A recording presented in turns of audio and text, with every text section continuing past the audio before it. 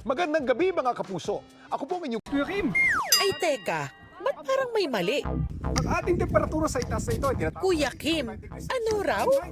Kung minsan na kayong namalikmata sa kanyang ka-face na si Gong Yu, Pwede mo palitan. pwes ngayon, tama ang inyong naririnig. Ang Trivia King at kuya ng bayan na si Kuya Kim Atienza, mayroon namang kaboses. Sa ganitong klase lugar, tubo-tubo ang mga puno. Siya ang video editor na si Mon na ang tila pagkakapareho ng boses kay Kuya Kim, patok online. Kuya Kim, ano pong masasabi niyo sa... Trivia time! Si Mon, sideline niya raw ang pagiging voice actor. Ang hilig kong gayahin na kahit wala naman akong idea kung ano yung sinasabi ko, mukhang ang tali-talino ko kasi ginagaya ko si Kuya Kim. Oh, alam niyo ba? Ito ay natagpuan noong 1977 ng isang Japanese sailor mula sa Japan.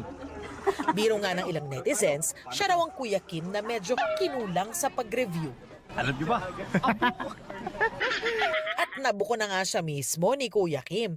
Ang kanyang panggagaya, nirepost niya. Nagulat ako na parang kinikilig ako kasi idol ko si Kuya Kim. So, ayun, sana hindi siya nga galit. Mag-cruise kaya ang landas ng dalawa? Dahil kimportante ang may alam, yan ang ating aalamin sa mga susunod na araw. Lamig lang, sa malalamig lamang.